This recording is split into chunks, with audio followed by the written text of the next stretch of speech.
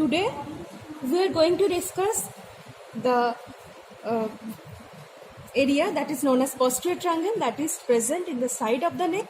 Actually, the side of the neck is a quadrangular space that is bounded above by the lower border of the mandible, starting from the chin up to this angle of the mandible, then one imaginary line passing from the angle of the mandible up to the tip of the mastoid process, then another line that joins the tip of the mastoid process with the superior nuchal line. This is the upper border of the side of the neck, and anteriorly there is anterior middle line of the neck, and then in the lower part there is clavicle, and in the posterior part there is trapezius muscle. So this is a quadrangular space. This is the side of the neck. The side of the neck again subdivided into two triangles obliquely by obliquely placed sternocleidomastoid muscle. You can see here, this one is sternocleidomastoid muscle. So this total side of the neck subdivided into two triangles by obliquely placed sternocleidomastoid muscle. So the part anterior to the sternocleidomastoid muscle is known as anterior triangle, but today we'll discuss about the posterior triangle that is present behind sternocleidomastoid muscle. Let us know the boundaries of this posterior triangle of the neck. So anteriorly it is bounded by posterior border of the sternocleidomastoid muscle. Okay, this one total is sternocleidomastoid muscle. Anteriorly it is bounded by posterior border of the sternocleidomastoid muscle. Posteriorly it is bounded by the anterior border of the trapezius muscle. This whole is trapezius muscle, this portion.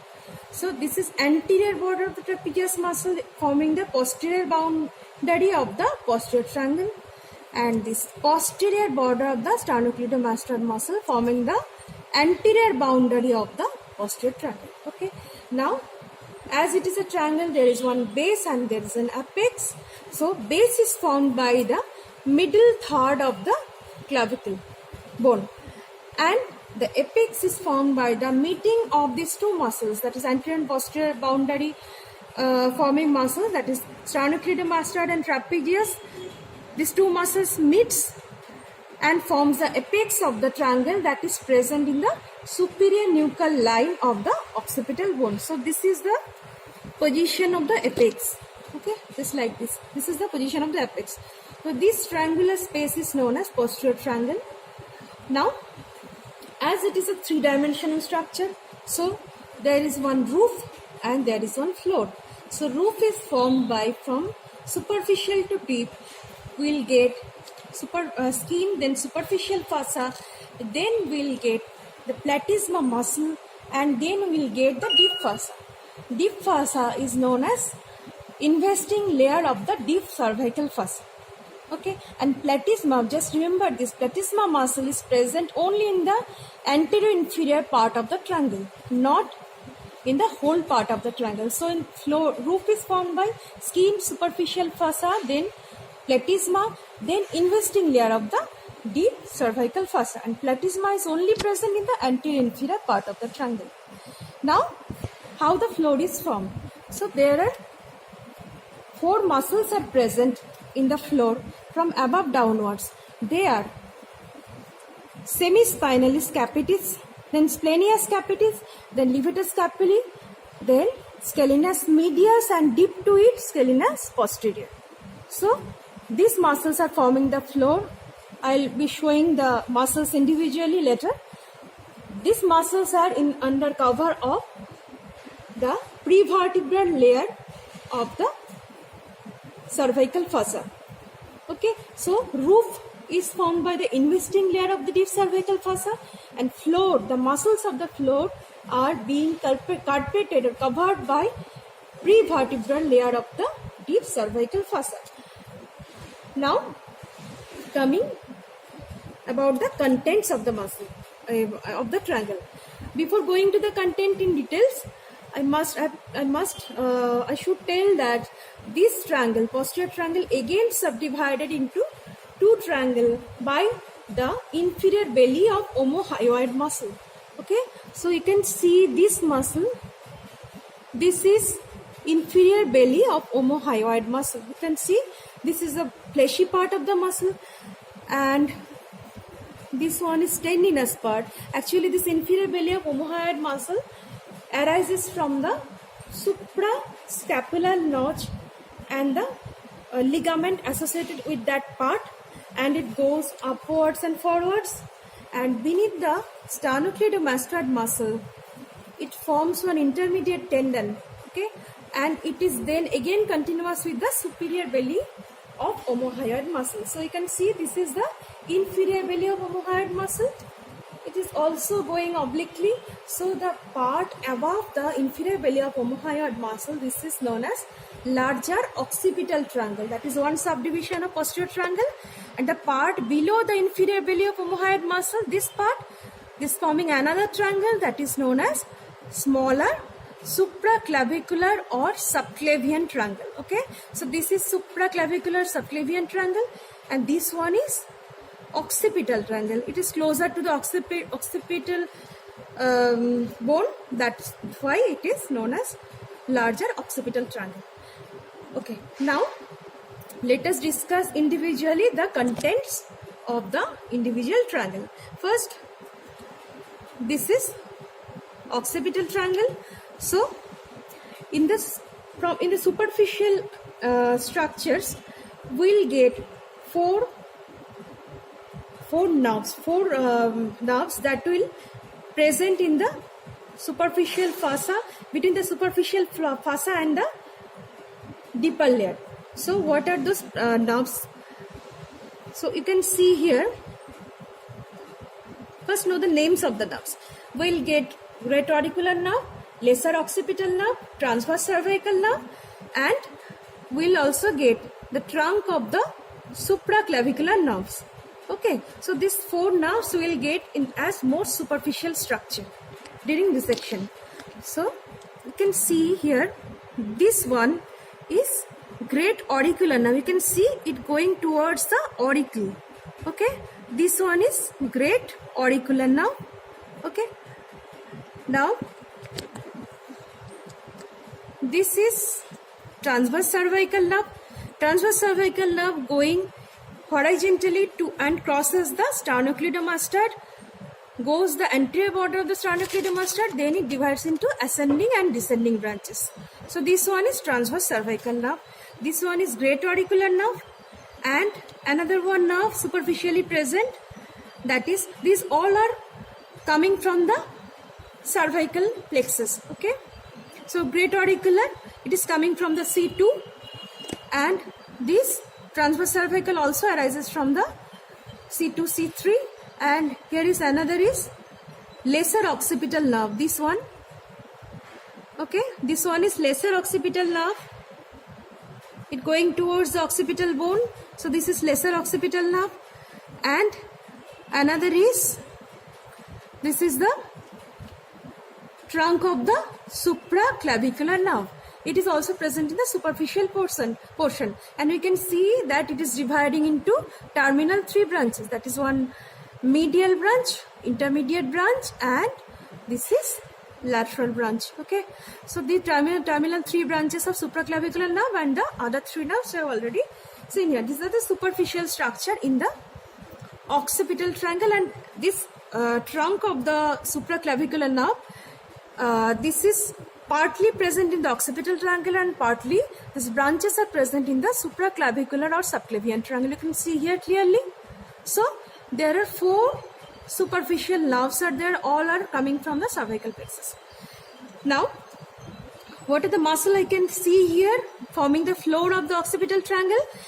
Okay, see the most above superior muscle that is present, that is known as semispinalis capitis. The direction of the fibers are vertical. Okay, in case of semispinalis capitis, that is the most superior muscle here forming the floor of the occipital triangle, direction of the fiber is more or less vertical. You cannot see here properly. Okay, then below this, inferior to this, that will be splenius capitis. Okay, this muscle is splenius capitis, and then we'll get levator scapulae muscle. This one is levator scapulae. Okay, this one is levator scapulae, and this muscle, this is scalenus medius muscle, and below this scalenus medius muscle we'll get just one edge of the scalenus posterior muscle. Okay, so we are getting 4 muscles from above downwards. Semispinalis capitis, whose fibers are directed vertically downwards, and the other 3 muscles I mentioned just now, that is the splenius capitis, levator scapulae, and scalenus medius. All fibers are directed downward and backward, just like this. Only the semispinalis capitis fibers are directed vertically downwards. Now, so these muscles are forming the floor of the occipital triangle, and this is covered by prevertebral layer of the deep cervical fossa. Now, the most important structure of this occipital triangle is this one. You can see. So this is spinal accessory nerve. Okay. So this is arising from the posterior border. Actually, this is emerging from the posterior border of the sternocleidomastoid at the middle. Okay, a bit up superior to the middle of the posterior border of the sternocleidomastoid. It goes downwards towards the trapezius muscle, and at around 5 cm above clavicle, it goes in the undersurface of the trapezius muscle, and it forms a plexus with other cervical nerves, that is the branches from the cervical 3-4 nerves. It is forming a plexus beneath the trapezius muscle. Okay, now so you can see this is the spinal accessory nerve. This is the most important structure of the triangle. Above this portion is known as carefree triangle, and below the spinal accessory nerve, this is known as careful triangle, because the most important structures are present in this part. All the nerves are present in this part. Okay, now just parallel to the, you can see the spinal accessory nerves are going parallel to this levator scapulae muscle. Okay, this is another identifying point of the spinal accessory nerve, and you can see these are the branches from the cervical 3 and 4 nerves, and this one is the trunk of the supraclavicular nerve. Okay, and you can see this one is the phrenic nerve. Okay, this one is phrenic nerve going downwards, and you can see this is scalenus anterior muscle. This muscle, phrenic nerve, this goes downwards just superficial to scalenus anterior muscle, and though scalenus anterior is not a content of the this posterior triangle, but you can see phrenic nerve here. Okay, scalenus anterior present just depart to the sternocleidomastoid muscle. Now in the subclavian triangle or supraclavicular triangle, you can see this is the boundary of subclavian triangle. You can see this one is third part of the subclavian artery. This is one constant main content of the subclavian triangle. It goes from the scalenus anterior up to the outer border of the first rib. Okay, this one is the subclavian artery. Okay, you cannot see vein here because vein is just lies behind the clavicle, so you cannot see the vein here. Now the other contents of this triangle are the trunks of the brachial plexus. Okay, you can see here, this one is the upper trunk of the, this one is the upper trunk of the brachial plexus. Okay, and there is middle trunk, and here is posterior trunk of the lower trunk of the brachial plexus. This one is lower trunk of the brachial plexus, and you can see this one is so you can see here, this one is the upper trunk of the brachial plexus, this one middle trunk of the brachial plexus, this one is lower trunk of the brachial plexus, and this one is subclavian artery third part. Okay, so and this one is